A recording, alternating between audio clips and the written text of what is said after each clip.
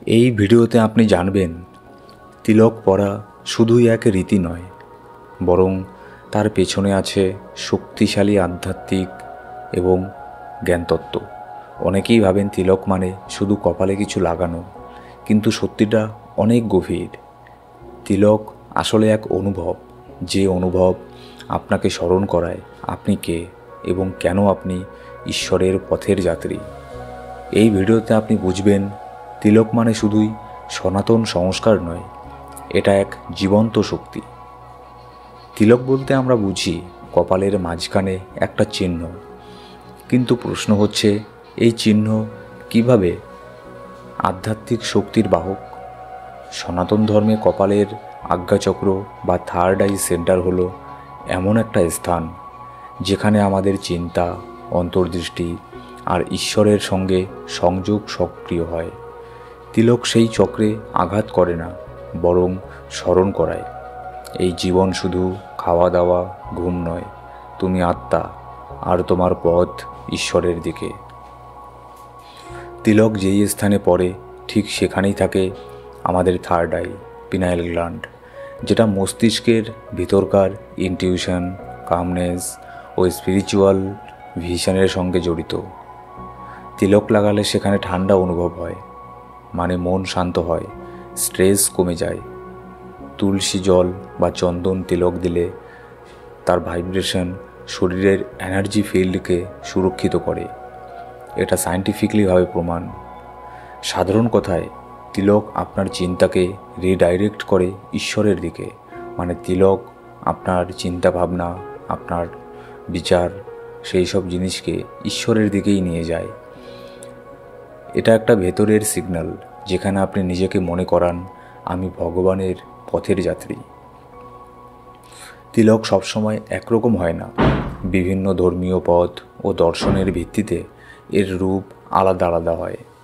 যেমন বৈষ্ণব তিলক, দুটি সাদা দাগ ও মাঝে তুলসী মাটি বা রক্তচন্দনের বিন্দু, ভগবান বিষ্ণুর পায়ের চিহ্ন। শৈব তিলক, তিনটি চন্দন বা ভস্মের রেখা, ত্রিপুণ্ড, যা শিবের তাণ্ডব শক্তি, তপস্যা এবং ত্যাগের প্রতীক। শক্তি তিলক, লাল সিঁদুর বা কুমকুমের গোল দাগ, শক্তির, মাতৃতত্ত্বের এবং অভ্যন্তরীণ আগুনের চিহ্ন। সব তিলকই বলে তুমি কার সঙ্গে যুক্ত, তুমি কোন শক্তির পথে হাঁটছ। তিলক আপনার ভক্তির প্রকাশ, সত্তার স্মৃতি আর ধর্মপথের দৃঢ়তা। আজকাল অনেকেই তিলককে শুধু একটা সাজ মনে করেন, কিন্তু ভগবান কৃষ্ণ বা ভগবান রাম কখনো কপাল খালি রাখতেন না, কারণ তাদের কাছে তিলক মানে ছিল একটা নিঃশব্দ ঘোষণা, আমি ঈশ্বরকে নিয়ে চলছি, আমি কোনো কিছুতে হারি না। আপনি যখন তিলক পড়েন, আপনি কেবল নিজেকে না, সারা বিশ্বকে বলেন আমি আত্মাকে স্মরণ করি, আমি এই দেহ না। তিলক মানে আমি সচেতন, অন্ধকার নয়, আলোতে দাঁড়ানো। বন্ধুরা, এই অনুভব আপনার হৃদয় স্পর্শ যদি করে, তাহলে ভিডিওটি লাইক করুন এবং সাবস্ক্রাইব করে পাশে থাকুন। এই চ্যানেল আপনাকে আপনার ভেতরের আলো মনে করিয়ে দেয়। তিলক শুধু লাগানোর জিনিস নয়, এই সময় আপনার চিন্তা হবে ধ্যানের মতো। মনে মনে বলুন, হে প্রভু, আমি এই দেহের কপালে তিলক পড়লেও তোমার পদধূলি হৃদয়ে আঁকছি। এই ছোট্ট আচরণেই বদলে দিতে পারে আপনার মাইন্ডসেট। সকালবেলা তিলক দিলে মন অস্থিরতা থেকে দূরে থাকে। চোখে চোখ রাখলে মনে পড়ে আমি শুধু দেহ নই, রাগ, অহং, দম্ভ কমে আসে ধীরে ধীরে। এটাই হলো তিলকের স্নিগ্ধ শক্তি। চুপচাপ মনে করিয়ে দেয় তুমি কেবল একটি প্রাণ নও, তুমি এক চেতন সত্তা।